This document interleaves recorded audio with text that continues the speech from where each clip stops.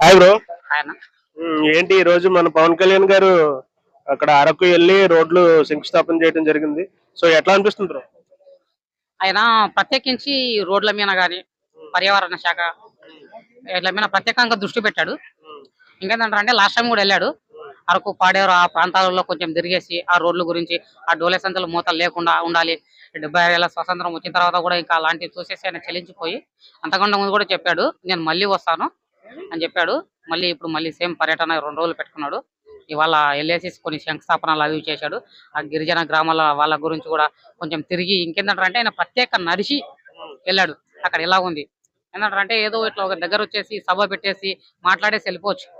అలా కాకుండా ఆయన ప్రత్యేకించి అక్కడ తిరిగి అలా అక్కడ ఏం పరిస్థితులు ఉన్నాయో గిరిజనులను డైరెక్ట్ వాళ్ళతో వీళ్ళతో ఏదో సమాచారం తెప్పించుకోకుండా కాకుండా డైరెక్ట్ గిరిజనులతో మాట్లాడేసి వాళ్ళ సమస్యలు ఏందో తెలుసుకొని మళ్ళీ దీనికి కొంచెం మళ్ళీ వన్ వీక్ లోనే మీకు పనులు స్టార్ట్ అవుతాయి.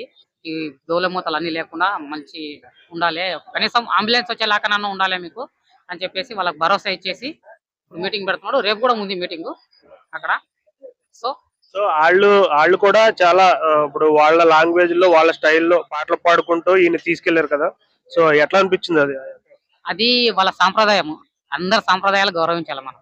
సో ఒక డిప్యూటీ హోదాలో ఉన్నప్పుడు వాళ్ళ సాంప్రదాయాలు, వాళ్ళ కట్టుబాట్లు వాళ్ళకి రెస్పెక్ట్ ఇచ్చేసి అలా వెళ్ళడం కూడా చాలా మంచిది.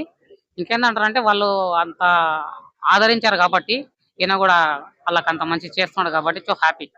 ఎందుకంటారంటే ఇన్ని సంవత్సరాలు ఏ నాయకుడు కానీ అటువంటి గ్రామాల్లో తిరిగేసి ఇంకేంటంటారంటే అక్కడ మొత్తము ఏరియా అది కూడా నక్సలైట్స్ ఏరియా. అంటే అటువంటి తిరగాలంటే కూడా చాలా మంది భయపడతారు అక్కడ.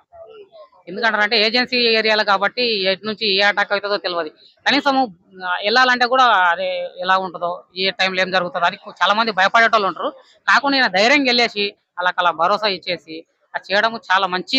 ఇది ఇంకా ఈయనను చూసి ఇంకా ఈ పవన్ కళ్యాణ్ కాకుండా ఇంకా చాలా మంది అక్కడ నాయకులు వెళ్ళేసి అక్కడ ఉన్న సమస్యలు తెలుసుకొని మాజీ ఎవరైనా ఉన్నా సరే అక్కడ వైసీపీ కానీ టీడీపీ కానీ ఎవరున్నా సరే వాళ్ళకు తోసినంత వాళ్ళకు ఏది తోస్తారు అక్కడ గ్రామాలకు హెల్ప్ చేసేటట్లు ఉంటే చాలా మంచిగా ఉంటది. ఇంకా సో మనం ప్రతి వర్షాకాలంలోనూ కొన్ని విజువల్స్ చూస్తూ ఉంటాం. మోసుకు రావటం, బాలింతరాలను మోసుకు రావటం, హై ఫీవర్ లో ఉన్న పిల్లల్ని నదులు దాటించడం, వాగులు పొంగులు దాటించడం. సో అట్లాంటి పరిస్థితి రాకుండా ఈయన ఆ ఫారెస్ట్ లోకి వెళ్ళి మరి చేశాడు కదా. సో అది ఎట్లా? చాలా బాగుంది అది.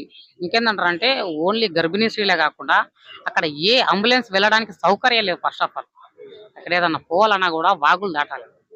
చిన్న చిన్న వాగులు అవి ఒక వర్షం పడిందంటారంటే అది పెద్ద నదిలాగా మారిపోతాయి అక్కడ. అలాంటి దాంట్లో దాటలేరు. ఇంకేంటంటారంటే ఒక ప్రాణము కాపాడుకోలేదు. వాళ్ళు చూస్తుండగానే కొన్ని ప్రాణాలు పోతుంటాయి వాళ్ళ చేతుల్లో. అలాంటి సమయంలో వాళ్ళు ఎంత బాధపడి ఉంటారో. అలాంటివి కాకుండా ఒక చిన్న చిన్న బ్రిడ్జిలు వేసేసి అక్కడ కనీసం అంబులెన్స్ పోవడానికి కనీస సౌకర్యాలు వాళ్ళకి ఇస్తే సో వాళ్ళు వచ్చేసి ట్రీట్మెంట్ చేయించుకొని హ్యాపీగా వెళ్ళేటట్లు ఉంటుంది.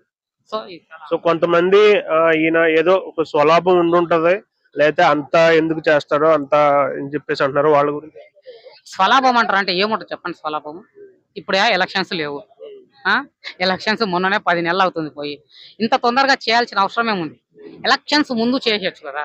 ఒక 6 నెలల ముందు, ఒక 3 నెలల ముందు వెళ్ళి చేసిరనుకో అప్పుడు అనొచ్చు స్వలాభం కోసం ఇన్ని రోజులు పట్టించుకోలేదు, ఇప్పుడు ఓట్లు అడుగుతున్న దగ్గర వచ్చాయి కాబట్టి ఇప్పుడు వెళ్ళి చేస్తున్నాను అనుకుంటే మనం వాళ్ళు చెప్పినట్లు స్వలాభం కోసం అనుకోవచ్చు. కానీ ఇంత తొందరగా వెళ్ళేసి ఇప్పుడు ఇంత 10 నెలలు వెళ్ళేసి వాళ్ళ కోసం చేస్తున్నా అంటారు అంటే అది స్వలాభం అనరు. ఎందుకంటారంటే అది చిత్తశుద్ధి అంటారు. నాకు తెలిసి చిత్తశుద్ధి అది. కాకపోతే అనేటోళ్ళు అంటూనే ఉంటారు. సో పవన్ కళ్యాణ్ గారు పాలిటిక్స్ లోకి వచ్చిన తర్వాత ఒక మంచి గర్వంగా చెప్పుకోదగ్గ ఒక పని అవును, చాలా మంచి పని ఇది. ఎందుకంటారంటే ఇన్ని సంవత్సరాలు అవుతుంది కనీసం ఏజెన్సీ ప్రాంతాలలో ఒక అంబులెన్స్ కాదు కదా, కనీసం నడవడానికి రోడ్లు లేవంటారు అంటే మనం సిగ్గుపడాలి. ఇవే ఒక తెలుగు వాళ్ళమై ఉండి మనం సిగ్గుపడాలి. ఎందుకంటారంటే మన సాటి మనుషులు వాళ్ళు కూడా మనతో పాటు సమాజంలో జీవిస్తే హక్కు వాళ్ళకు ఉంది. కనీసము ఇన్ని సంవత్సరాలు అవుతున్న రాజకీయ నాయకులు కనీసం పట్టించుకోకపోవడం సిగ్గుచేట. వాళ్ళు ఇంతవరకు పట్టించుకోకపోవడం. సో పవన్ కళ్యాణ్ గారు పట్టించుకోవడం ఇది ఒక మంచి శుభపరిణామం అందరికి. Okay bro, thank you.